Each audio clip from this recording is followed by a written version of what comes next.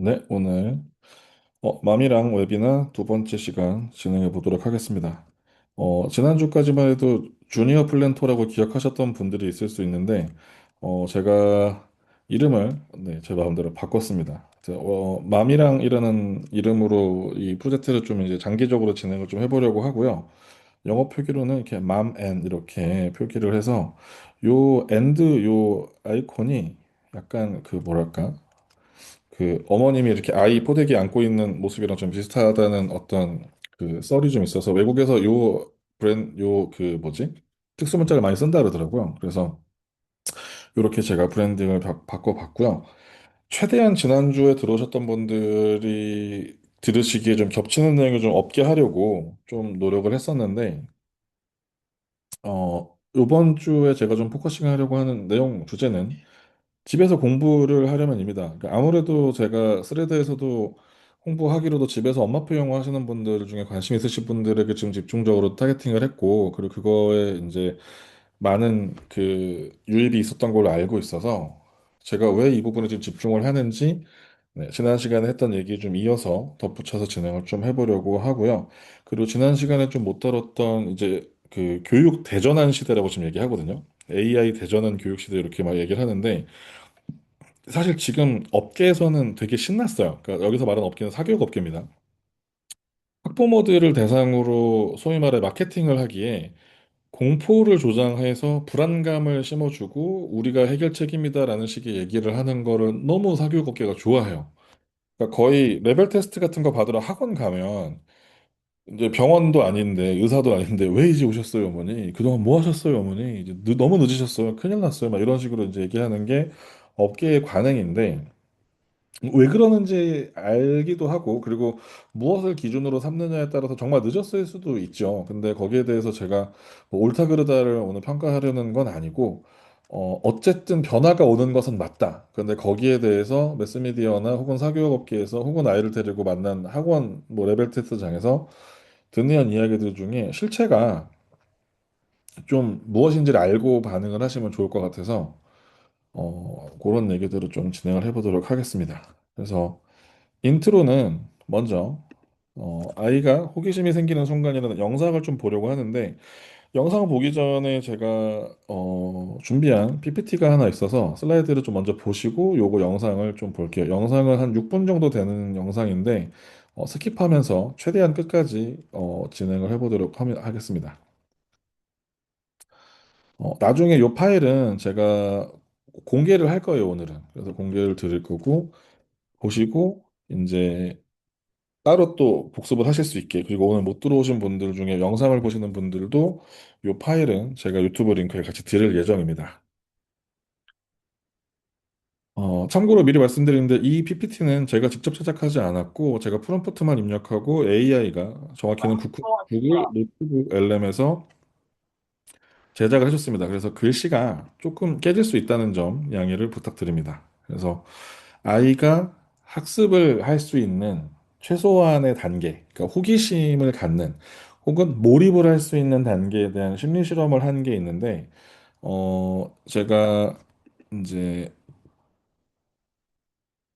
그 아이의 생존 본능과 좀 연결을 해서 말씀을 드리면, 아이가 안정감을 느껴야만 외부에 관심을 가질 수가 있어요. 그러니까 무슨 얘기냐면, 내 생존이 불안하면 내가 지금 여기서 생명체로서 이 생명을 유지하는 것에 대해서 본능적으로 불안함을 느끼면 다른 것에 이렇게 관심을 가질 수가 없어요. 아이의 뇌는 안전한 상태를 유지하기 위한 것 외에 다른 것을 아무것도 하지 않습니다. 그러니까 생명체로서 이제 음식을 섭취해서 에너지를 섭취하고 빨리 성장해야 되고 그리고 그 에너지를 통해서 이 신체의 뭐 기관들을 발전시키는데 모든 에너지를 써야 되기 때문에 그것에 집중할 수 없는 상황이 되면 아이들은 극도로 불안해져요.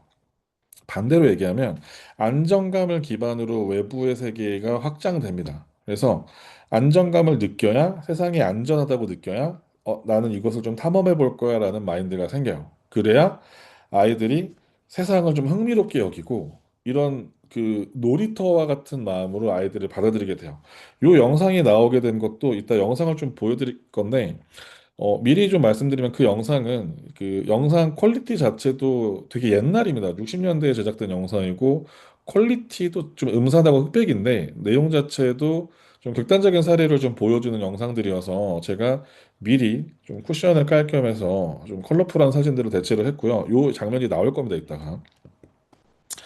그래서 아이들이 주변을 의식하지 않고 자기가 새로운 세계에 집중을 하고 외부로 에너지가 확장되는 그런 몰입을 할 수 있는 상태가 되려면 내가 완전히 안전하다고 느껴지고 주변을 의식하지 않을 수 있어야 돼요. 그러니까 예를 들어서 내가 지금 아이니까 스스로 움직일 수도 없고 누가 먹여주지 않으면은 음식물을 섭취하고 에너지를 얻을 수도 없고 예를 들어서 내가 언어적으로 구체적으로 표현하지 못하지만 뭐 땅이 막 흔들린다거나 막 불이 난다거나 온도가 굉장히 뜨겁다거나 막 이런 상황이 되면 아이는 내가 생존하기 위해서 한 가지 행동밖에 하지 않아요. 그러니까 울어서 나의 위기를 표현하죠. 불편함을 어필하죠. 근데 그런 단계를 해소하는 것뿐만 아니라 내가 지금 안전하구나라는 느낌을 충분히 느껴야만 몰입이라는 단계로 넘어갈 수 있어요. 그러니까 호기심이라는 거죠. 호기심이 생길 수가 있어요. 그러니까 아이가 안전하지 않다고 느낀다면 어떻게 될까요? 내가 탐험을 멈추고 관계를 찾아라고 얘기를 해요. 그러니까 아이가 다소 산만해 보이고 막 주변을 두리번 두리번 거리고 집중을 잘 못하는 것 같다라는 부분들이 발견이 되면 아이는 관계를 찾습니다. 그러니까 왜 관계를 찾을까요? 관계에 집중하게 되는 이유가 있어요. 어머님들이 들으셨기 때문에 너무 가장 잘 아시겠지만 아이들의 생존은 부모와의 관계에 절대적으로 영향을 받아요. 그러니까 엄마가 나를 먹여줘야 되고, 엄마가 나를 위험한 곳에서 안전한 곳으로 옮겨줘야 되고, 엄마 혹은 엄마의 준하는 부모의 준하는 다른 어른들과의 관계에서 나를 도와달라고 이렇게 표현해야 돼요. 그러니까 다른 것에 호기심을 가질 게 아니라 빨리 나를 도와줄 사람을 찾아야 돼요. 내가 지금 불안해. 마음에 안정감이 없어. 그럼 나에게 마음에 안정감을 줄 다른 어른, 관계를 맺을 만한 다른 어른들을 찾느라고 정신이 없는 거죠. 그러니까 사람이 보기에 산만해 보입니다. 그러니까 여기서 요즘 스레드에서 자주 보이는 ADHD랑은 조금 다른 부분이라는 것만 짚고 넘어갈게요. 여기서 산만해 보이는 행동과 선천적으로 ADHD를 타고난 아이들의 뇌 구조는 조금 다릅니다. 그래서 우리 아이가 ADHD인데 불안한 거 아니야? 애착이 제대로 형성되지 않은 거 아니야? 막 이런 불안함을 가지실 필요는 없고요. 일부러 여기서 제가 좀 실험의 사례들은 극단적인 사례를 가져온 거니까 감안하셔서 이해를 하시면 좋을 것 같아요. 그러니까 맥락 자체가 안정감이 먼저다. 호기심과 몰입의 단계를 넘어가기 이전에 필요한 안정감에 대한 얘기를 하고 싶었던 겁니다. 그러니까 아이들이 생존에 대한 에너지를 관계를 찾는데, 그러니까 소위 말해 나를 도와줄 어른을 찾는데 두리번거리지 않게 해주는 것에 집중하는 것이 어른이 학습을 위해서 첫 번째로 마련해줄 첫 번째 기틀이라는 거예요. 그래서 아이가 요거는 이제 AI가 학습한 영상 톤을 가져와서 조금 이렇게 나와 있을 수 있는데 자폐 증상으로 이어질 수 있다라는 얘기는 어 요즘 상황과는 또 크게 맞지 않을 수 있는데 이제 이따 영상을 보시면 좀 이해가 되실 거예요. 그래서 무엇이 탐험가가 되게 만들고 무엇이 파수꾼이 되게 만드는가, 무엇이 마음의 문을 열고 새로운 세상으로 나가서 나의 호기심을 막 발현하고 학습 욕구를 불러일으키는가, 아니면 무엇이 나의 뇌를 폐쇄적으로 만들어서 생존을 위한 관계에 집중하게 만드는가. 이제 여기에 대해서 안전함이라는 보호자의 역할에 대해서 이제 얘기를 하고 싶었던 거죠. 그래서 이제 영상을 좀 같이 볼 건데 뒤에 나오는 부분들은 안전함에 대해서 계속 이렇게 강조하는 부분이고 영상을 같이 한번 보시겠습니다.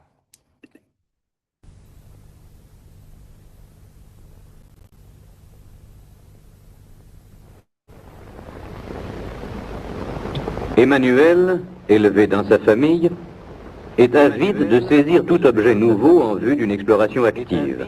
Le passer d'une main à l'autre, le porter à la bouche, par exemple.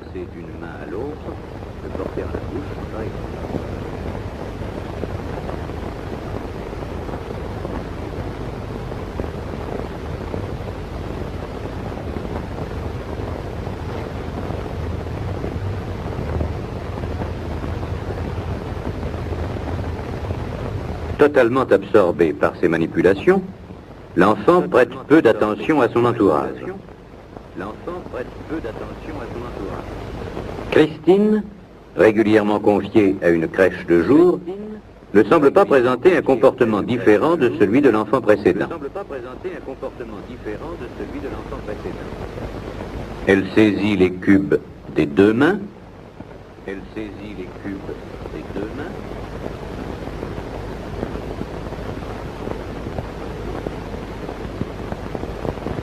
Essaie de les superposer. Les récupère quand ils tombent. Elle aussi est tout absorbée par son jeu. Ces deux exemples nous ont montré le cas d'enfants dont les conditions familiales offrent toute sécurité. Par contre, lorsque ces conditions sont défavorables, au point de nécessiter un retrait et une hospitalisation, le comportement du nourrisson va s'en ressentir, ainsi qu'en témoigneront les séquences suivantes.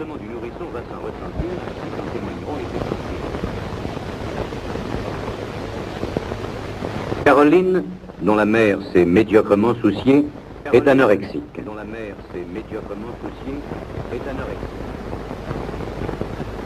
Cet enfant porte bien la main à un cube, mais en fait elle s'y intéresse faiblement.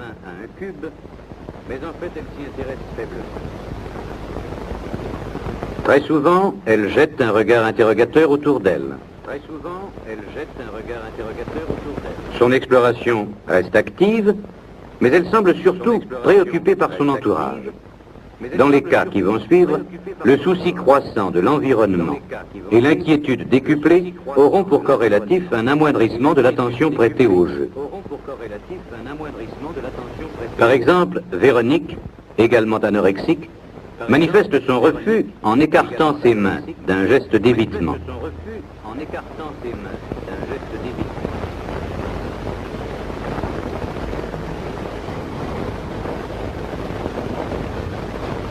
Si finalement elle saisit un cube, les regards inquiets qu'elle jette autour d'elle témoignent de son anxiété. Son attitude est figée, elle ne joue pas.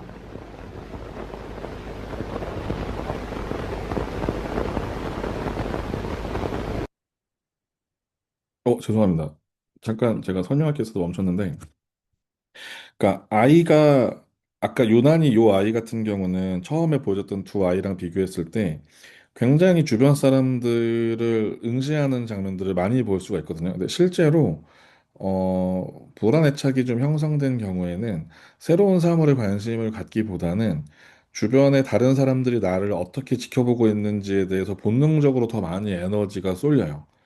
그러니까 내가 지금 이거를 손에 쥐고 있는 거는 뭐 앞에 갖다 놓으니까 쥐어주니까 뭐 하긴 하는데 사실은 이 앞에 있는 거는 이 아이에게 주된 관심사가 아닌 거죠. 그러니까 불안한 거예요. 매사에. 내가 지금 낯선 공간에 앉아 있고 앞에 카메라가 있고 사람들이 나한테 지금 처음 보는 물건을 막 쥐어주는데 내가 지금 여기에 대해서 관심을 가질 수 있을 만한 여력이 없는 거죠. 그러니까 아이가 에너지를 그러니까 어른도 마찬가지예요. 왜 어른도 밖에서 막 힘들게 일하다가 이제 집에 좀 편안한 공간에 좀 쉴 수 있는 공간에 오면 사실은 가장 편한 상태로 좀 전환되게 되고 다른 거에 대해서 쉽게 에너지를 쓰기가 어렵잖아요.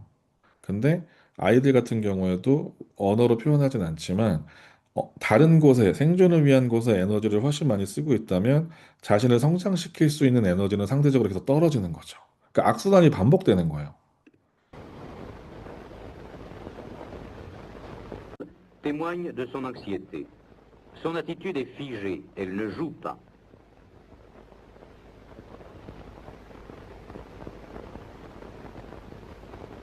Jean, retiré très tôt à sa famille et hospitalisé après plusieurs placements, épie attentivement les gestes.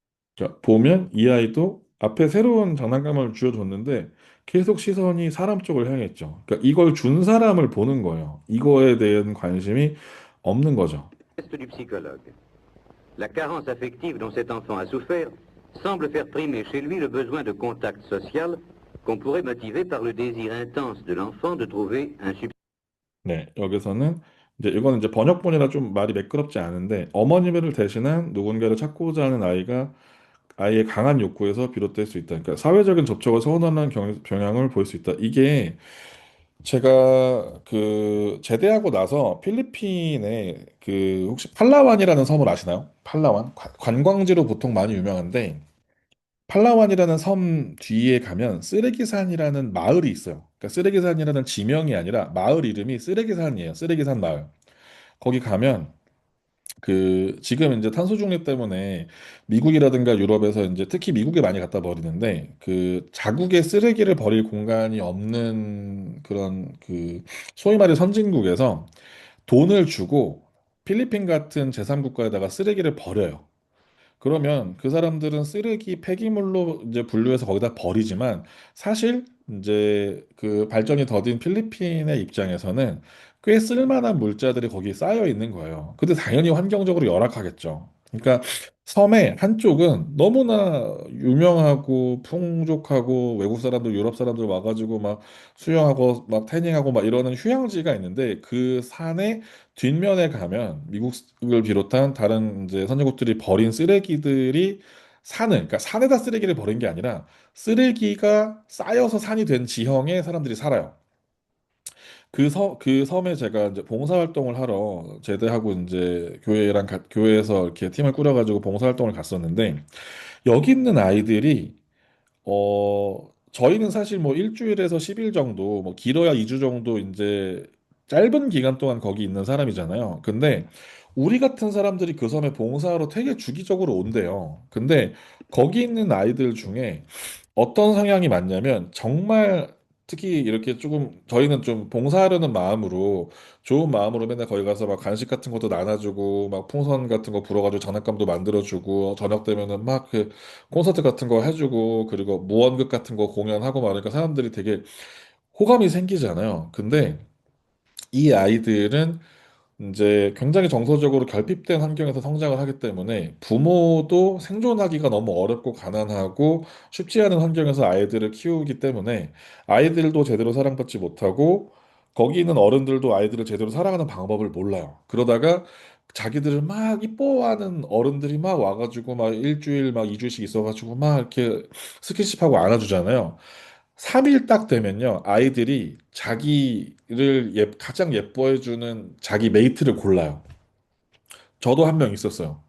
그 로제라는 친구였는데, 그 친구가 이제 막 저한테 정말 제가 여기서 지금 카메라로 얼굴을 공개하진 않지만, 사실 제가 초등 영어 그 클래스를 좀 빨리 드랍한 이유 중에 하나가 외모 탓이 크거든요. 덩치가 크고 얼굴이 검고 그 평상시에 무표정이고 무섭게 생긴 남자 선생님은 사실 어린 아이들에게 그렇게 인기가 있지 않아요. 근데 저는 거기서 완전 인기쟁이였어요. 그 필리핀의 까달로그어로 말라끼라는 말이 크다, 뚱뚱하다, 거대하다 이런 뜻인데 저는 거기서 별명이 말라끼였습니다. 말라끼맨. 단어만 들으면 되게 마른 사람을 부르는 것 같잖아요. 말라끼 같고. 근데 저는 이제 크다는 뜻이었는데 말라끼맨이었어요. 그러니까 저를 애들이 엄청 따랐어요. 왜 그랬냐면 필리핀 그 쓰레기산에 가면요. 돼지가 저보다 날씬해요. 어떤 느낌인지 감이 오세요? 돼지가 갈비뼈가 보인다니까요. 삐쩍 말라가지고 먹을 게 없어가지고. 그러니까 저는 가면 부의 상징이에요. 저 같은 덩치, 후덕한 이런 그 턱살을 가지는 사람은 부잣집 사람이고 부유한 사람이고 자기한테 좀 이렇게 뭔가 줄 게 많아 보이는 그런 인상이거든요. 그러니까 저는 거기서 아이들한테 굉장히 인기남이었습니다. 근데 문제는 뭐냐면요. 저희는 그렇게 1주, 2주 동안 아이들을 막 이뻐해주고 떠나요. 막 눈물도 흘리면서 아쉬워요. 다음에 또 올게요. 그러고 사실 다시 가기 힘들어요. 떠난단 말이죠. 그리고 다음 주에 또 새로운 사람들이 막 와요. 그럼 얘네들은 지난주까지 자기를 예뻐해줬던 그 저 같은 말라끼맨을 잊고 또 다른 말라끼맨을 찾는 거죠. 문제가 뭐냐면요. 이런 아이들은 성인이 되기 전에 쉽게 누군가에게 의지하게 되고 특히 여성들의 경우에는 10대 임신율이 굉장히 높습니다. 그러니까 쉽게 자신의 감정을 허락하고 그런 관계들을 허락해버리면서 제대로 된 관계를 맺기 전에 자신을 의지하는 것에 더 먼저 집중하게 돼요. 그러니까 좋지 않은 그 악순환이 반복이 되는 거죠.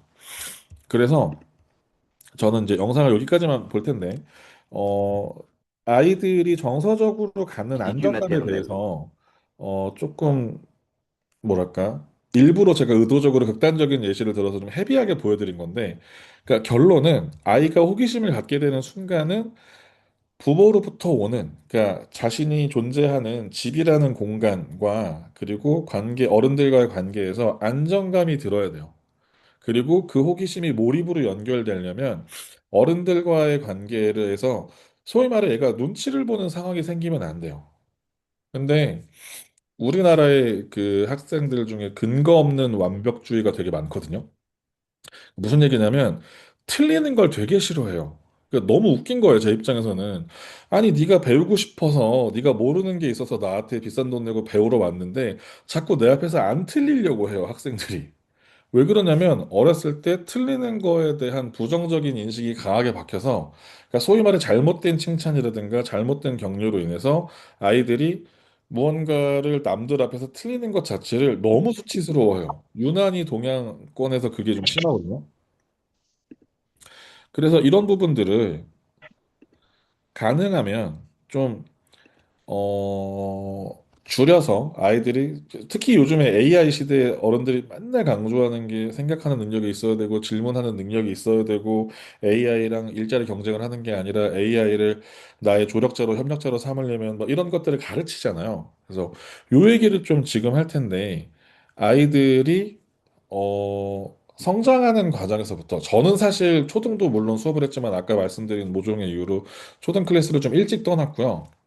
중고등 수업을 사실 더 오래 했는데, 그런 생각을 가끔 해요. 요 아이가 좋은 학습 성향, 그러니까 학습을 하기에 좋은 태도와 마인드를 가지고 있으려면 중학교 때 그것을 막 끌어가는 것보다는 사실은 어린 시절 집에서 부모와의 첫 번째 관계에서 형성되는 마음의 안정감이 뒤로 이어질수록 강화돼야지 집에서는 좀 관계가 불안정한데 밖에 나와서 그런 것들을 채우려고 하고 학원 선생님한테 인정받으려고 하고 친구 관계에서 그런 것들을 좀 우월감을 좀 가지려고 하고 하는 부분들이 결국은 좀 병폐로 쌓인다는 생각이 들어요. 그러니까 학습이라는 게 되게 오묘한 게 뇌가 적당한 상태의 긴장감을 유지해야 하지만 뇌가 안정감을 오롯이 느끼지 않으면 절대로 학습이 불가능해요. 그러니까 무슨 말이냐면 내가 새로운 정보를 받아들여서 이걸로 나를 성장시키고 발전시키는 도구로 삼으려면 내가 이걸 왜 배워야 되는지에 대한 그 동기부여는 사실은 불안감에서 와요. 긴장감에서 와요. 내가 이걸 배우지 않으면 미래에 나에게 좋지 않은 일이 생길 거야. 내 생존에 불안한 일이 생길 거야. 근데 그런 불안한 상태만으로는 학습이 절대 이어질 수 없어요. 왜냐하면 뇌가 새로운 정보를 받아들이려면 그만큼의 그 여력이 있어야 되는데 우리의 뇌는 굉장히 제한된 그 리소스를 가지고 있거든요. 근데 이거를 긴장하고 생존하기 위한 불안감을 해소하는 데 다 써버리면 새로운 정보를 받아들이고 학습하는 데 필요한 에너지가 남아있지가 않는 거죠. 그래서 이런 부분들에 대한 이야기를 좀 해볼 텐데 이것도 마찬가지로 AI를 통해서 만들었습니다. 요 아래 하단에 보시면 구글 노트북 LM을 통해서 제작된 것을 보실 수가 있고요. 여기도 마찬가지로 오타가 제법 있지만 그래도 AI가 어느 정도까지 왔는지를 좀 같이 보실 수 있는 기회이지 않을까 해서 그냥 진행하도록 하겠습니다. 이런 얘기 많이 들어보셨죠? 암기와 주입식 교육은 AI와의 경쟁에서 압도적으로 불리해요. AI가 이미 잘해요. 그러니까 무슨 얘기냐면 한국에서는 주입식이라든가 암기라든가 뭐 상대평가라든가 이런 방식으로 아이들을 꾸준히 오랫동안 학습해 왔어요. 적어도 향후 5년간은 더 그럴 것 같아요. 요번에 그 고교학점제를 도입하면서 끝까지 완성시켰어야 되는 게 상대평가 폐지거든요. 절대평가로 넘어가지 않으면 고교학점제는 하나만 한 제도였어요. 그러니까 지금 나가리 됐잖아요. 나가리라는 표현 죄송합니다. 요거 이제 거의 백지화되는 수준이잖아요. 근데 이러한 평가 제도와 주입식 교육이 아이들을 단기간에 무언가를 많이 외워서 빨리 시험 기간 안에 해결할 수 있는 능력을 갖추는 게 우리나라에서 키우는 인재였어요. 근데 그건 AI가 제일 잘하죠. 많은 양의 정보를, 방대한 양의 정보를 한 번에 컨트롤해서, 한 번에 핸들링해서 거기에서 필요한 정보를 가져오는 건 AI가 제일 잘해요. 물론 제가 학습적으로 암기가 불필요하다고 얘기하는 건 아닙니다. 암기는 학습에 매우 중요한 요소예요. 근데 제가 얘기하는 거는 암기를 위한 암기 있죠. 그러니까 암기를 통해서 이 암기된 지식을 베이스로 새로운 스텝을 나가려고 하는 거는 필요해요. 근데 암기되는 것 자체만을 위한 공부 있죠. 그러니까 제가 제일 싫어하는 단어 공부할 때 뜻 한 개만 외우는 공부 있죠. 이게 전형적인 암기를 위한 암기거든요. 그러니까 그 단어가 무슨 의미인지 정확히 파악하려는 의도보다 시험 때 내가 안 틀리기 위한 공부만 하는 거예요. 그러니까 애들이 단어 시험 보면 질문을 이렇게 하죠. 선생님 뜻 한 개만 써도 돼요? 최악입니다. 정말 최악이에요. 저는 그런 방법으로 초등학교 때부터 단어를 막 100개, 200개 막 돌린 게 결국은 우리 아이들이 커서 영어는 하루에 막 4시간씩 학교에서 공부를 했는데 회화는 전혀 하지 못하고 수능 문제가 여전히 어렵다고 얘기하는 이런 상황이 계속 반복되는 거죠. 근데 이제 이런 부분이 바뀔 거예요. AI 교육이 점진적으로 도입이 되면 1분 안에 여기 글씨가 좀 깨졌는데 1인 맞춤식 교재가 1분이면 만들어집니다. 그러니까 이게 앞으로의 일이 아니고요. 지금 있는 기술이에요. 이미 지금 그 스레드에서 많이 보신 분들도 있겠지만 AI 씬에서는 이거는 너무 흔한 일이에요. 너무 가능한 일이고 예를 들면 이런 거예요. 제가 지금 이제 겨울방학이니까 중2 올라가는 애들 겨울방학 때 중2 때 배울 문법이라 독해 이런 거 이제 예습을 하겠죠. 제가 계속 강조하지만 겨울방학 때 다음 1학기 거 공부하는 건 선행 축에도 못 깁니다. 선행은 아니에요. 당연히 예습 복습은 저 초등학교 시절, 국민학교 시절부터 시켰잖아요. 내가 내일 뭐 배울지, 다음 학기 뭐 배울지 공부하는데 방학에 다음 학기 준비하는 건 너무 당연한 일이거든요. 그건 예습입니다, 예습. 선행 이런 거 아니에요. 근데 지금 이제 예습을 하다 보니까 아이가 수요동사 파트 공부를 해야 돼요. 근데 수요동사라는 개념을 공부를 하려면 목적어가 뭔지도 알아야 되고 문장 형식에 대한 개념도 알아야 되는데 이 아이가 중학교 1학년 때 시험도 안 보고 열심히 학교를 친구들과 관계를 쌓으러 다니면서 제대로 못 배웠어요. 그러면 복습을 하고 넘어가야 되잖아요. 이 수요동사라는 파트를 공부하기 위해서 알아야 되는 개념이 있겠죠. 예를 들어 수동태도 뭐 학교마다 다르지만 중2 때 나오는 주요 문법 중에 하나인데 수동태를 공부하려면 비동사에 대한 개념이 완벽하게 정리돼 있어야 돼요. 근데 비동사는 중학교 1학년 1학기 때 배웁니다. 근데 여기에 대해서 개념이 잘 안 서 있으면 비동사를 복습을 하고 수동태를 예습을 해야 되겠죠. 근데 이게 한 교실에 6명이든 8명이든 아이들이 앉아 있으면 누구는 비동사가 완벽하게 돼 있고 누구는 비동사가 되긴 돼 있는데 약간 좀 애매하고 누구는 지금 수요동사 배워야 되는데 누구는 문장 형식에 대한 개념이 아예 없고 누구는 뭐 외워서 뭔지는 알고 있지만 전혀 문장 구조로 적용시키지 못하고 다 달라요. 그러면은 1번 학생이 공부해야 되는 거, 2번 학생이 공부해야 되는 거, 3번 학생이 공부해야 되는 거 다 다른데 지금까지는 이걸 어떻게 했냐면 학원 선생님의 풍부한 경험과 노하우와 역량을 바탕으로 너는 여기 여기 공부해와, 너는 이거 뭐 풀어와, 너는 유튜브로 이거 공부하고 필기해와 이런 식으로 다 개별 과제를 따로따로 주고 선생님이 관리를 했어요. 근데 이러면 정말 좋은 선생님, 이 정도 해주면 정말 정말 너무 좋은 선생님. 근데 실제로 학원에서 6명에서 8명 이상 앉아 있는 중등 학원에서 강의식으로 수업이 진행이 되면 그 될까요? 저는 못합니다. 저는 한 교실에 8명 이상 넘어가는데 개별 관리 그렇게 해줘야 된다 그러면 저는 못할 것 같아요. 실제적으로 제가 주어지는 시간이 한 타임에 90분에서 120분인데 그때 10명이 넘는 아이들이 그런 식으로 개별로 봐준다? 뭐 15명, 20명이 되면 말할 것도 없고 10명만 넘어가도 쉬운 일이 아니에요. 그러니까 똑같은 돈 내고 내가 서비스를 균등하게 제공해 줘야 되는데 치우칠 수밖에 없고 모르는 아이는 모르는 아이대로 시간을 내가 더 써줘야 되는데 잘하는 아이는 또 잘한다고 소외되고 이런 일이 교실에서 빈번하게 벌어집니다. 근데 1분 안에 한 학생당 1인 맞춤형 교재가 제작이 되고 이 교재라는 건 우리가 인쇄해서 보는 교재뿐만이 아니라 디지털로 문제를 풀고 채점을 하고 그 아이가 모르는 부분을 질문하고 설명하는 부분까지 다 포함된 거예요. 그게 1분 안에 나와요. 제가 샘플을 이따가 좀 보여드릴 건데 지금 이제 선생님들이 수업을 하는 그러니까 제가 방금 얘기했던 뭐 수동태라든지 수요동사라든지 이런 거를 지식을 전달하고 설명하는 건 사실은 더 이상 인간이 하지 않아요. 인간은 뭘 해야 되냐면요. 이 아이가 지금 요 2학년 거 예습해야 되는데 1학년 때 지금 빵꾸난 부분이 어딘가 어디를 메꿔가지고 이 진도를 나가야 되나 얼마 동안 공부를 시켜가지고 뭐 1학년 것만 계속 붙들고 복습만 할 수는 없으니까 예습도 해야 되는데 이 비율을 어떻게 가져가야 되나 이런 것들을 인간이 판단해서 코칭을 해줘야 돼요. 너 이거 공부해와. 근데 한 교실에 막 10명이 있든 20명이든 30명이 있든 내가 직접 수업하지 않고 내가 직접 티칭하지 않으면 그리고 1분 안에 맞춤형 교재가 따로따로 온라인은 디지털 형태로 나와서 수업을 해줄 수 있다면 그러니까 소위 말해 내가 티칭을 단체로 앉혀놓고 아이들 수준이 다 다른데 그거를 제가 일괄적으로 일방향으로 소통하는 게 아니라 아이에게 맞는 것만 수업할 수 있으면 사실은 인간이 수업 안 하는 게 맞죠. 이거는 자본주의적으로 사교육 시장에서도 당연히 그래야 하는 게 맞고, 왜냐하면 돈을 내고 서비스를 받는데, 공교육 시장에서도 저는 높은 확률로 이런 부분들이 확장될 거라고 생각을 합니다. 왜냐하면 확정은 아닌데, 2028년 수능은 이미 뭐 발표가 났기 때문에 바꿀 수가 없고, 32년 수능에서는 수능을 폐지하거나 혹은 선원술로 전환돼서 절대 평가를 할 거다라는 안이 올라왔어요. 확정은 아니지만 안이 올라왔다는 건 그쪽 방향성을 좀 무게를 두고 검토를 하고 있고, 그것이 되진 않더라도 그것과 준하는 그것과 가까운 방향으로 갈 거란 얘기거든요. 물론 밖에까지 봐야 알겠지만.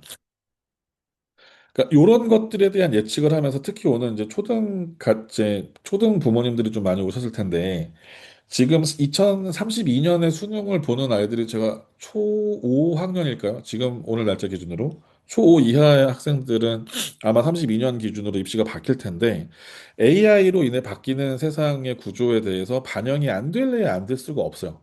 고교학점제가 폐지되고 막 디지털 교과서는 뭐 사장되고 막 하더라도 학교에서 이렇게 추구하는 것과 별개로 사교육 시장으로 쏟아지는 에듀테크들이나 프로그램들은 이미 그런 것들을 받아들이고 있고 적용하고 있어요.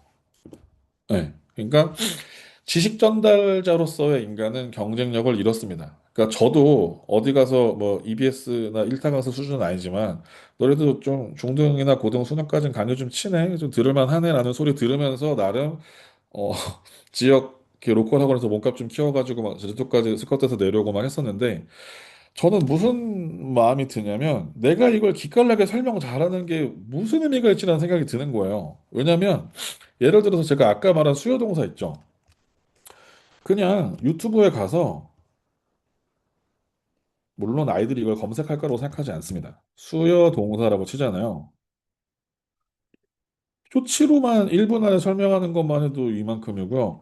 그냥 스크롤만 내려가도 무한이에요. 아이고, 네, 이런 식으로 쭉쭉 나오죠. 그러니까 저는 여기다가 제가 수요동사 영상을 찍어서 올리는 것에 대해서 의미를 느끼지 못하는 거예요. 너무 좋은 강의가 많아요. 회화 버전, 중동 문법 버전, 수능 버전, 수요동사에서 뭐 낮은 수준, 그러니까 이거를 다만 너무 많다 보니 아이 혹은 학부모님이 학생 뭐 공부하는 사람 입장에서 이 많은 수요 동사 중에서 내가 뭘 봐야 되지라는 고민이 들 수는 있습니다. 제가 항상 이렇게 얘기해요. 네가 썸네일 보고 이쁘다고 생각하는 사람, 멋있다고 생각하는 사람, 잘생겼다고 생각하는 사람 골라 들어가서 목소리 마음에 들면 계속 들어라라고 얘기합니다. 단 필기하면서 들어라. 요 정도예요. 그러니까 지금 이미 무료로 공개된 유튜브라든가 뭐 그 칸아카데미라든가 뭐 아니면 챗GPT에다가 수요 동사를 물어봐도 이제는 얘가 이미지나 유튜브 링크까지 막 갖고 들어서 설명해줘요. 그러니까 강의를 잘하는 것, 티칭을 잘하는 것은 인간 고유하는 함의 능력이 아니게 됐어요. 그러니까 많이 벗어났어요. 이건 학교든 사교육이든 같을 겁니다. 근데 웃긴 건 지금 교통이 이렇게 발달하고 통신이 이렇게 발달하고 인터넷이 이렇게 발달했는데 정보의 격차가 지금 사라졌나요? 제가 스레드에서 되게 열심히 하는 활동 중에 하나가 학부모님들이 본인의 상황을 비교적 자세하게 오픈을 하고 도움을 청하는 글에 답글 다는 거거든요. 그거 보면서 제가 무슨 느낌이 드냐면 아직도 이런 정보들이 어머님들에게는 쉽게 전달되지 않는구나. 그러니까 유튜브에 교육 채널이 이렇게 많아지고 심지어 막 무슨 대치동에서 막 내부 고발자 막 이래가지고 대치동에서 이렇게 가르치는데 뭐 이렇게 어머님도 이런 거 모르시고 오시면 당하십니다 막 이런 것까지 채널이 막 나오고 있는 와중에 어머님들도 유튜브를 분명히 하실 텐데 검색하면 들어갈 수가 있는데 쉽게 정보가 이렇게 확산되지 않는구나 이런 걸 느끼거든요. 그러니까 아무리 AI가 넓게 퍼지고 사람들에게 정보가 균등하게 퍼지고 접근할 수 있는 레벨이 낮아져도 쉽게 사라지지 않아요. 당장 제가 AI 강의하고 있는 강의하는 곳이 있는데 여기서만 해도 AI에 대해서 관심이 있는 분과 없는 분이 그 와중에서 강의를 들으러 오신 분들 사이에서도 굉장히 많이 나뉘고, 그리고 똑같이 강의를 진행을 해도 참여도도 되게 다르고, 어, 어쨌든 성취도가 많이 다릅니다. 제가 그거를 줄이기 위해서 부단히 노력을 하고, 그게 저 역할이라고 생각을 하고 있지만, 딱 어느 날 시점을 딱 끊어서 보면 차이가 그 시점에 안 날 수가 없어요. 다 달라요. 그러니까 이게 지식의 격차는 줄어들어요. 다 오픈됐어요. 지식은 이미 누구나 접근할 수 있는 곳에 손 닿는 곳에 와 있어요. 근데 이거를 공부를 하느냐 안 하느냐만 남아 있어요. 그러니까 무슨 얘기냐면 제가 이것도 이따가 보여드릴 건데 모든 것이 AI로 자동화가 되고 학원이 AI로 이렇게 좀 도배가 되고 제가 아까 말했던 인간이 가르치는 티칭의 영역들이 점점 AI에게 넘어가고 막 하는데 절대로 자동화가 되지 않는 영역이 있습니다. 배울 수 있는 상태라고 제가 표기를 했는데 배우고자 하는 마음 자체는 자동화가 안 돼요. 잘 생각해 보세요. 아이가 학원에 가면 자동으로 공부가 되지 않는다는 걸 잘 알고 있습니다. 알고 있어요.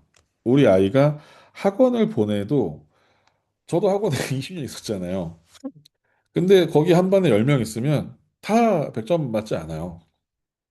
그 이제 요즘에 뭐 중등한 내신이 다 이제 절대평가로 바뀌는 추세여가지고 다 100점 맞고 이런 경우들이 있긴 한데 그럼에도 불구하고 공부를 하고자 하는 마음 자체는 쉽게 세팅되지 않아요.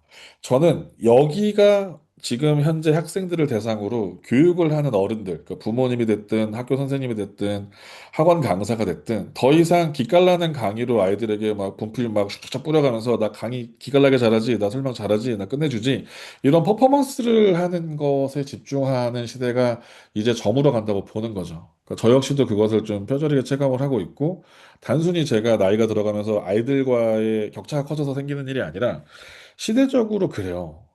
제가 학원에 있을 때 어떤 일이 있었냐면 이게 한 7, 8년 전에 있었던 일인데 혹시 현승원 대표님을 아시나요? 현승원 대표님? 현승원 대표님이란 분이 있는데 이분이 그 3J 에듀라는 영어 학원을 창업을 하셔가지고 전국을 휩쓸었다가 이 프랜차이즈를 몇백억인가요? 꽤 큰 돈에 매각을 하셔가지고 억대 부자가 되시고 지금은 A닷이라는 영어 학원을 이제 AI 기반으로 이제 오픈하셔가지고 새로 이제 하시는 분이 있는데 어 요런 거예요. 그 학원이 가지고 있는 굉장히 그 주요한 시그니처한 특징 중에 하나가 3회 경고를 주고 그게 이제 아이가 행동이 개선되지 않으면 학원에서 잘립니다. 그러니까 웃긴 게 뭐냐면 제 학원에서 저랑도 사이가 굉장히 좋았고 시험 점수도 당연히 잘 나오고 있었고 근데 이 아이가 학원을 옮긴다는 거예요. 그래서 왜 어디로 가니? 제가 물어봤어요. 한테. 저 A닷으로 간대요. 그러니까 왜 가니? 그랬더니 거기는 3번 숙제를 안 하면 잘린대요. 그래서 제가 되물었어요. 그러니까 네가 우리 학원을 그만두는 이유가 내가 너를 안 잘라줘서야? 라고 물었거든요. 그러니까 무슨 얘기냐면 아이들이 자기가 잘릴 수도 있다는 불안감과 공포감을 배수진을 치고 너 공부 안 하면 너 가만 안 둬라고 호되게 자신을 아주 하쉬하게 다스려주는 자신의 자유권을 온전히 통제해주는 곳에 가서 공부하는 것을 원하는 거예요. 그때 3J 에듀도 굉장히 아이들이 버글버글했고요. A닷도 지금 굉장히 버글버글한데 그 3J 에듀의 영어 선생님 그 교재의 영어 선생님 이름이 존이었어요. 존. 그래서 학생들이 자기들 스스로를 뭐라고 칭했냐면 우리는 존의 노예야라고 하면서 그 학원을 다녔어요. 이게 불과 7, 8년 전의 일입니다. 그러니까 뭐냐면요. 아이들이 자신을 통제해주고 나는 너무나 놀고 싶고 공부 안 하고 싶은데 이러한 나를 억지로 멱살잡고 끌고 와서 여기 앉혀가지고 과제도 심지어 3번 안 하면 잘리고 잘려가지고 엄마랑 관계가 굉장히 사악해지고 내가 그리고 그 3J에서 잘렸다라는 그런 그 오명과 그런 수치스러움과 이런 것을 겪지 않기 위해서 나를 그런 끔찍한 자신의 주도권을 완전히 포기하고 상실한 상태에서의 정말 99.9% 타의에 의해서 공부를 해야만 하는 곳에 자기를 밀어 넣는다는 거죠. 왜? 영어 점수가 잘 나오기 위해서. 그러니까 이거는 정성재 쌤도 얘기를 한 부분인데 요즘 아이들에게 이런 얘기를 해요. 공부를 안 하는 게 문제가 아니고요. 그러니까 공부를 열심히 할 필요가 없대요. 그냥 하기만 하면 된다는 거예요. 사실 맞아요. 공부를 열심히 하든 대충 하든 일단 하면 늘어요. 열심히 하냐 대충 하냐는 속도의 문제지 방향성은 틀리지 않았어요. 근데 애초에 안 한다는 거죠. 그러니까 아이들이 학습을 할 수 있는 상태. 그러니까 저는 좀 집중하고자 하는 부분이, 그리고 제가 이거는 무료 웨비나지만 물론 저의 제품을 상업적으로 팔기 위해서 하는 부분이기도 한데, 제가 만들고자 하는 서비스의 그 코어 밸류는 여기입니다. 그러니까 배움이 가능한 환경을 만드는 일인데, 더 이상 그게 학원이라는 플랫폼에서만 진행돼서는 안 된다는 거예요. 그래서 요거는 이제 이렇게 마무리를 하고, 제가 요거를 좀 물어보고 싶은데 대부분의 답이 비슷합니다. 왜 아이를 학원에 보내셨나요? 왜 학원에 보내셨나요? 1번이 공부를 안 한다요. 그러니까 집에서 공부 안 한다. 그러니까 보통 그 학원에 있을 때도 그렇고 학부모님들이랑 통화를 해보면은 뭐 가끔 이런 얘기를 들어요. 우리 애가 공부를 제대로 하고 있나요? 저는 집에서 우리 애가 공부를 하는 꼴을 본 적이 없어요. 학원에 가서 하고 오면은 학원에서 공부했으니까 이제 쉬어야 되는데요. 그리고 집에서 게임만 해요. TV만 봐요. 유튜브만 봐요. 공부를 안 해요. 그러니까 실제로 이런 경우들이 많죠. 그러니까 학원에서 막 4시간, 5시간 있다가 집에 오면 내가 학원에서 어떠한 시간을 보냈든 나의 시간의 밀도가 어떠했든지와 상관없이 집에 와서는 엄마한테 당당한 거예요. 나 학원에 5시간 공부하다 왔어. 그 아이가 실제로 거기서 공부를 했는지 딴 생각을 하다 왔는지 낙서만 하다 왔는지 알 수가 없죠, 엄마는. 근데 그 말을 뭐 실제로 학원에 물리적으로 시간을 들였다 온 건 맞으니까. 그리고 얘가 뭐 또 요즘 학원에 학원차 타고 이렇게 왔다 갔다 하고 이렇게 학원에 늦은 시간까지 있다가 집에 오는 것도 아이 입장에서 체력적으로 이제 힘든 일이잖아요. 그러니까 집에 오면 아이는 학원을 다녀왔다라는 면죄부를 당당히 꺼내들고 공부를 안 합니다. 그러니까 어떻게 해야 돼? 학원을 보내서라도 공부를 시켜야겠다라는 어머님의 신념이 강해지는 거죠. 그리고 학원을 안 보내면 얘가 만약에 하긴 하는데 제대로 안 해요. 자, 생각을 해볼게요. 학원을 안 가고 집에서 공부를 한다라는 건 뭔가 자체적으로 교재가 있겠죠. 그리고 그 교재를 학습을 하겠죠. 그래서 제가 아까 얘기했던 뭐 코칭의 영역이든 티칭의 영역이든 어떤 프로그램을 가지고 공부를 할 겁니다. 근데 제대로 안 하는 거죠. 뭐 답을 자꾸 보고 베낀다든가 요즘 같은 경우는 사진 찍어가지고 챗GPT한테 물어본다든가 뭐 이런 부분들이 생깁니다. 그리고 집에서 공부하다 보면 이게 코로나 때 생겼던 포비아인데 학부모님들이 아이들이 이제 초등학생 저학년이면 그래도 아이가 물어보는 선이 좀 케어가 되는데 요즘 수학에서 한 5학년, 6학년 정도만 돼도 어머님들이 제대로 공부 안 하고 문제 보면 이거 어떻게 푸는 거더라 하는 도형 문제가 나옵니다. 실제로 그래요. 그러니까 얘가 나한테 좀 안 물어봤으면 좋겠는데 하면서 물어볼 사람을 만들어줘야 되니까 학원에 보내는 거죠. 그러니까 학원에 자꾸 가게 되는 집에서 아이들이 학원에 뺑뺑이 도는 이유는 단지 뉴스에서 매스미디어에서 떠드는 것 중에 이제 부모님들이 맞벌이를 하게 되고 어머님 특히 워킹맘들 같은 경우는 밖에서도 일하느라 힘든데 집에서 집안일까지 하는데 애 공부까지 봐주려 그러면 이건 제가 생각해도 보통 일이 아닌 것 같아요. 이거 쉬운 일이 아니거든요. 제가 아이를 낳아서 키워본 적은 없는데 비스무리한 경험을 한 적이 있습니다. 제가 풀 버전을 말씀드리기는 좀 어렵지만 고등학생하고 같이 산 적이 있어요. 제가 가르치는 고등학생이랑 한 2년 정도 같이 살아봤는데, 쉽지 않더라고요. 여러 가지 일들이 있었는데, 문제는 이 아이랑 같이 있으면 제가 집에 왔는데 퇴근한 느낌이 안 드는 거예요. 그러니까 이 아이랑 생활도 해야 돼요. 살림도 해야 되고, 밥도 먹고, 빨래도 해야 되고, 설거지도 해야 되고, 청소도 해야 되는데, 얘가 이제 시험 기간이 되고 공부할 때가 되면 저한테 계속 물어보는 거예요. 선생님, 이거 맞나요? 이거 어떻게 푸나요? 선생님, 이거 해석이 안 됩니다. 도와주십시오. 막, 집에서도 출근한 느낌이 안 들어요. 그러니까 애가 공부를 하는데, 애는 얼마나 좋았겠어요. 퇴근하고 집에 오면, 영어 선생님이 나랑 같이 살아. 근데, 근데 선생님은 하루 종일 밖에서 수업하다 집에 오면 이제 10시, 11시 넘어가서 집에 오는데 쉬고 싶잖아요. 저도 집에서 드라마 보고 싶고. 근데 아이가 계속 질문을 한다는 거죠. 근데 공부하겠다는 애 그만 물어봐고 화낼 수도 없고, 그죠? 그러니까 어머님들이 집에서 케어하는 것에 한계가 있어요. 근데 이 문제가 만약에 해결이 된다면 몇십만 원씩, 몇백만 원씩 비싼 돈을 내고 학원에 아이를 맡기지 않을 수 있다면 어떨까라는 생각을 해보는 겁니다. 제가 요거는 오늘 제가 알게 된 기능인데 제가 실제로 지금 수업할 때 쓰는 클래스 카드라는 프로그램입니다. 오늘 뜬 기능이에요. 그래서 여기 제가 오늘 스레드도 올렸는데 실제로 보여드릴게요. 아이가 문제를 풀고 틀리잖아요. 그러면 왜 틀렸는지 설명을 해줍니다. 그리고 이 아이의 틀린 오답을 보고 아, 얘가 이걸 헷갈리고 있구나라는 걸 보고서 설명을 해줘요. 제가 이거를 실제로 보여드릴게요. 자, 제가 이제 만들어 놓은 문법 교실이 있는데 그래도 좀 공감대가 있는 데를 좀 가야 되니까 좀 쉬운 데 가서 제가 일부러 좀 틀려볼게요. 자, 지금 요거를 보고 이제 문제를 써야 되네. 제니가 고투스쿨을 써야 됩니다. 그러면 제니는 3인칭 단수니까 고즈 투 스쿨을 쓰는 게 답입니다. 저는 답을 알고 있어요. 하지만 일부러 틀리겠습니다. 제가 고즈를 쓰지 않고 웬트를 써볼게요. 그리고 채점을 하면 틀렸다고 하겠죠. 그리고 여기 AI 버튼이 있는데 요걸 눌러서 분석을 하면 지금 실시간으로 분석을 해주는 겁니다. 지금 몇 초 안 걸렸죠. 그리고 분석을 결과 한 다음에 바로 이런 식으로 씁니다. 자, 웬트라고 쓴 건 과거형이래. 근데 문제에서 현재형으로 써달라고 했기 때문에 여기 현재형으로 써 있죠.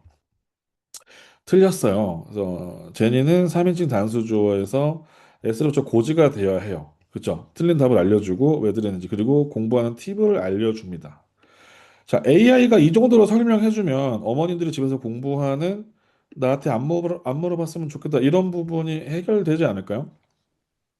그러니까 제가 실제로 학원에서 지난주에 좀 보여드렸는데 초등학생이 코스북 기준으로 수업할 때 하는 그 과정들을 그냥 열거했어요.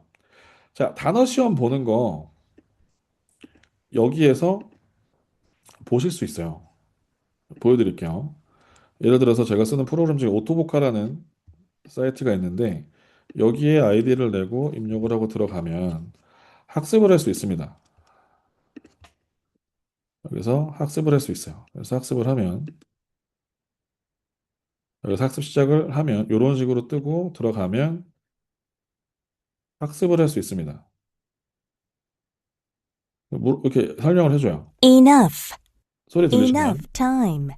그럼 제가 따라 해야 돼요. En- Enough time. 이제 맞았다고 tall. 뜨죠? Tall man. 틀려볼게요. Small man. 어, Sweet. Sweet cake. 그러면 안 되는데. 틀렸는데 넘어갔네요. Sweet cake. 발음을 들려주고 공부를 하죠. Sweet cake. 이런 식으로 Strong. Strong 맞았는지 wind. 틀렸는지를 채점을 해주고 학습을 해주는데 단어 시험도 요즘에 디지털 AI로 해줍니다.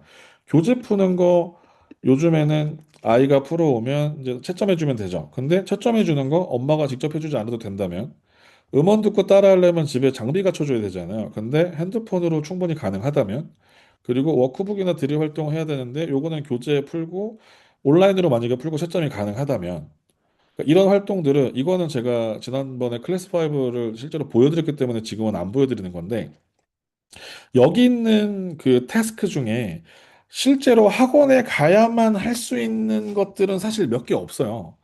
디지털로 충분히 가능합니다. 뭐 예를 들어서 중학교에서 내신 준비를 하는데 단어 시험에서 줘야 되는 것들이 시험범위랑 자료 제공을 해줘요. 그리고 채점 보고 단어 시험 점수를 맞춰서 90점 안 넘었어. 그럼 이제 재시험 보기 하고 이런 것들 충분히 집에서도 하려면 할 수 있죠. 한 중학생쯤 되면 사실 이거 스스로 할 줄 알아야 돼요. 문제는 뭐냐? 하기 싫으니까 안 하는 거죠. 그리고 뭐 대학원 같은 경우도 뭐 이런 활동들을 하고 문법 같은 경우도 제가 아까 여기서 보여드렸던 게 문법 수업인데 문법을 이런 경우가 있어요. 여기서 만약에 문법을 내가 설명을 듣고 싶으면 이런 식으로 오늘은 나옵니다. 비동사의 현재형에 대해 배워볼까요? 이렇게 음성으로 나와요. 그러니까 이렇게 실시간으로 유튜브처럼 쭉 강의가 흘러가는 게 아니라 듣고 넘어가요. I am in the living room. 그리고 내가 만약에 다시 듣고 싶으면 한 번 더 I 듣고 am in the 있어요. living room. 비동사의 현재형은 am, are, is가 있고 주어의 인칭과 수에 따라 그 형태가 달라져요. 자, 여기서 내가 만약에 딴짓을 했으면 여기 뭐가 들어가는지 알 수가 없죠. 그러면 한 번 더 듣겠죠. 비동사의 현재형은 am, 그렇죠. are, 그러면 is가 있고 M이구나. 이런 식으로 풀게 비동사는 되니까 무엇 무엇이다 혹은 어디 어디에 있다 라는 뜻으로 쓰여요. 그러니까 설명을 이런 식으로 해주고 내가 집중하지 않으면 반응할 수 없게 구조가 짜여져 있습니다. 그러니까 가만히 앉아가지고 왜 이렇게 아이들이 이렇게 현란한 화면에 현혹돼가지고 제대로 학습을 하지 않고 화면만 넘어가고 있고 아이는 머릿속에 아무것도 안 들어가고 이런 식으로 짜여져 있는 구조들은 다 사라졌어요. 요즘은 이제 AI를 기반으로 해서 상호작용하고 아이가 제대로 알고 있는지를 끊임없이 물어보고 틀렸으면 끊임없이 반복시켜서 얘가 알 때까지 공부를 시킵니다. 그러니까 본문 같은 경우도 이것도 샘플로 하나만 보여드릴게요.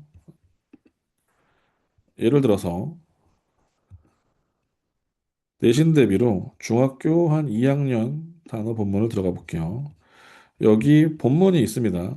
본문을 들어가면 직독제캐라는 사이트가 있는데 여기에서 교과서 본문이 풀 버전으로 들어 있어요. 예를 들어서 제가 모르는 단어를 꾹 누르면 왼쪽에 네이버 영어 사전이 자동으로 연결됩니다. 이렇게 공부를 하는데 사전 찾고만 해도 오래 걸리잖아요. 그리고 내가 이거 어떻게 발음하는지 궁금하면 스피커 눌러서 들을 수 When 있습니다. she grew up, Hepburn became a symbol of beauty. 이거 누르면 교과서 기준으로 해석도 당연히 되어 있고요. 만약에 내가 어순배열을 통해서 학습을 하고 싶다라고 얘기를 하면 어순배열 문제를 이렇게 문제를 풀어서 풀 수 있게 돼 있어요. 이런 식으로. 틀렸네요. 네, 일부러 틀린 겁니다. 제가 몰라서 틀린 게 아니에요. 그래서 학습을 문장 번호별로 바꿔가면서 문장을 암기할 수도 있고요. 이런 식으로 이걸 한글을 보고 영어로 말해야 되는 것도 연습할 수 있죠. 왜냐면 본문 암기를 해야 시험 볼 때 좀 도움이 되니까. 그러니까 디지털로 본문 분석하고 해석하는 것도 할 수 있는 자료들이 다 제공이 되어 있어요. 그러니까 문제는 뭐냐면 아이들이 하기만 하면 돼요. 그리고 문제풀이도 제일 문제가 되는 게 앞에 제대로 이렇게 수업을 들었으면 이제 대부분 풀 수 있겠죠. 근데 문제는 틀린 문제에 대한 설명인데 질문을 받고 대답을 하고 그러니까 내가 모르는 걸 바로바로 좀 해석을 해줬으면 좋겠는데 바로바로 설명해줬으면 좋겠는데 그 부분이 가장 큰 문제잖아요. 근데 이것도 지금은 아까 AI를 보셨다시피 내가 모르는 문제를 터치하면 거기에 대한 설명이 제공이 됩니다. 그러니까 실제로 제가 지금 온라인 수업을 하고 있는데 이런 식으로 진행이 돼요. 그러니까 여기는 이제 아이 얼굴이 있기 때문에 자른 거고 아이가 아까 제가 보여드렸던 오토보카를 가지고 학습하고 있는 장면입니다. 그러니까 이렇게 문제를 풀면 얘가 단순히 찍을 수 없게 모르면 모른다고 말할 수 있게 알려줘요. 이렇게. 그리고 제가 이렇게 지켜보고 있다고 제가 이렇게 빡빡이 이모티콘 넣어가지고 지금도 아마 이게 떠 있을 텐데 이런 식으로 이제 수업을 진행하는데 아이가 제 화면을 보고 있는 게 아니라 지금은 이제 여기 들어오신 분들께서 제 화면을 보고 강의를 듣고 계시잖아요. 근데 학생이 수업을 할 때는 학생 화면을 띄워놓고 제가 그 화면을 기준으로 설명을 합니다.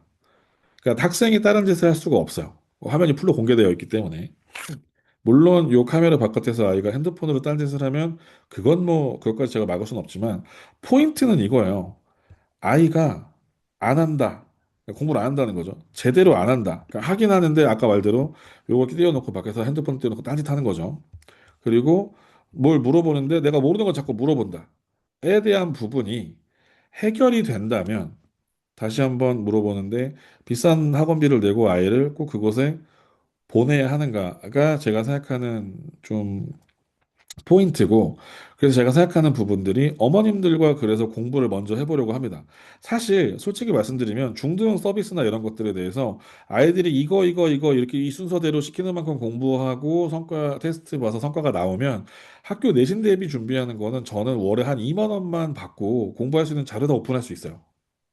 문제는 뭐냐면 안 해요. 저도 이걸 알고 있습니다. 이게 해결이 안 돼요. 온라인으로 공부를 안 하는 아이가 공부를 하게 만드는 것, 그리고 제대로 안 하고 대충 해서 이렇게 겉으로 공부 한 척하게 만드는 것에 대해서 테스트를 보면 잡을 수는 있지만 테스트 봐서 제대로 안 하고 다시 공부시키는 것보다 처음부터 제대로 된 환경에서 제대로 공부할 수 있게 만들어주면 좋잖아요. 근데 저는 아직 온라인으로 이거를 중등을 대상으로 하는 방법을 못 찾았어요. 여러 가지를 좀 고민하고 연구하고 있고 협업을 하고 지금 스터디를 하고 있는데 제대로 된 정말 이렇게 하면은 온라인으로 관리를 하더라도 충분히 가능하겠다라는 부분들을 답을 찾지를 못했어요. 이제 제가 공부하는 프로그램만 제가 수업을 하지 않고 아이가 스스로 제가 아까 보여드렸던 것처럼 요런 공부할 수 있는 방법들을 제가 다 제공하면 한 2만 원에 이거 다 오픈할 수 있어요. 이거 가져가서 공부해. 하기만 하면 돼. 그리고 제가 모르는 거를 뭐 설명을 해주거나 뭐 질문을 따로 받는 수업만 뭐 좀 그룹으로 하거나 뭐 이런 정도 선에서 하면 몇십만 원씩 학원을 매일 가서 공부하지 않아도 충분히 가능한 영역들이 있습니다. 근데 제가 조금 더 완벽한 서비스를 위해서 이거 좀 다듬고 있는데 초등은 엄마랑 같이 공부하면 가능할 것 같은 거예요.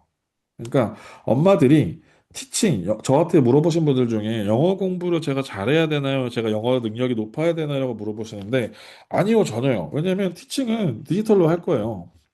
이건 제가 지난번에 보여드려서 요거는 자세히 오픈 안 할 건데 그냥 클래스 5 여기 티칭하는 방법만 봐도 여기 홈페이지만 제대로 넘어가도 이렇게 나와요.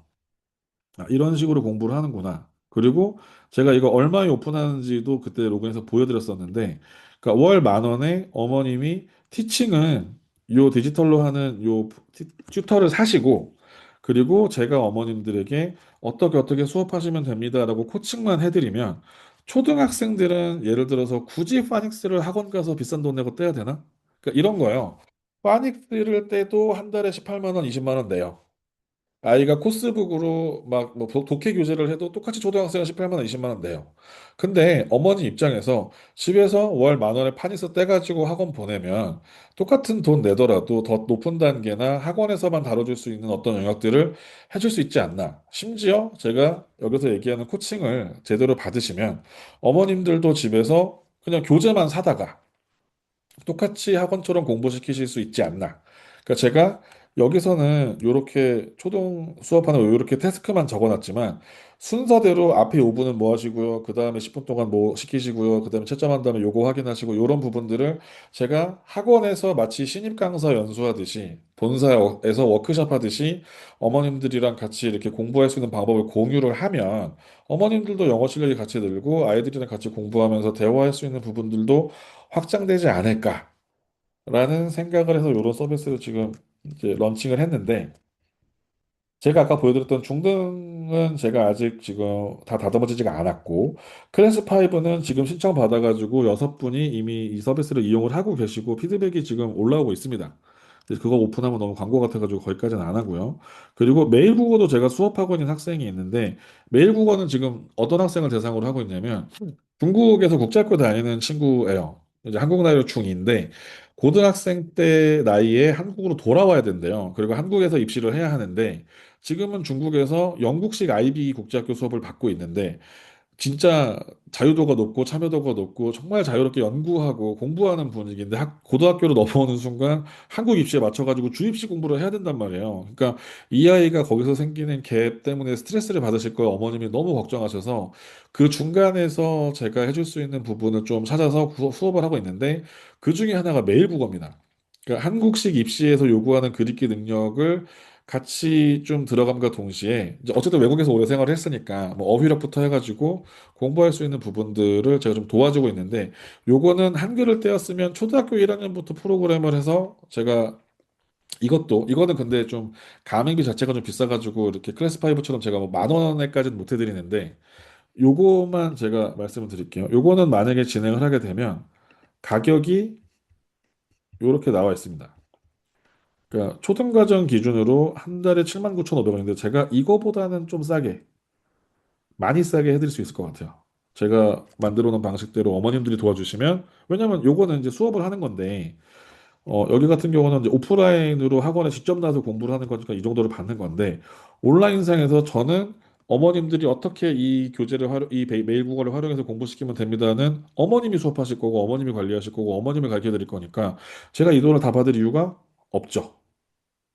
네, 그러니까 이런 식으로 제가 매일 국어뿐만이 아니라 이제 수학 파트도 제가 지금 협업하는 수학쌤이 있어서 연구를 하고 있고 과학, 사회, 역사 되게 여러 가지 분야에서 지금 제가 이걸 플랫폼으로 끌고 들어오려고 하는데 제가 생각하는 가장 완성도가 높고 가장 할 만한 부분 첫 단계가 초등학생들을 대상 클래스 5입니다. 혹은 미취 중에서도 파닉스부터 엄마랑 같이 공부할 수 있으면. 그러니까 집에서 그냥 파닉스 보라고 이렇게 보통 넘버 블럭스나 알파 블럭스 같은 거 이렇게 보여주신단 말이에요. 근데 좋은데 하나의 그 단점이 있어요. 그 넘버 블럭스, 알파 블럭스 만든 곳이 BBC거든요. 그래서 영국 악센트입니다.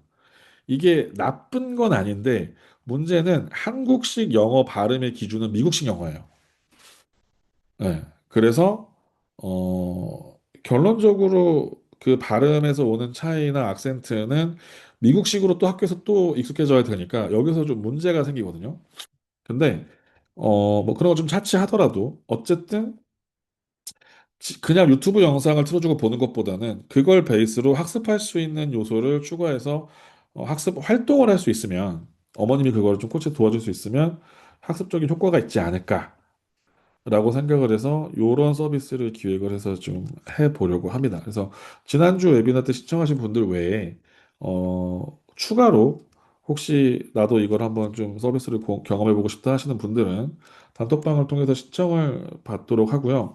녹화는 여기서 중지를 하고 질문을 조금 받는 시간을 가질게요.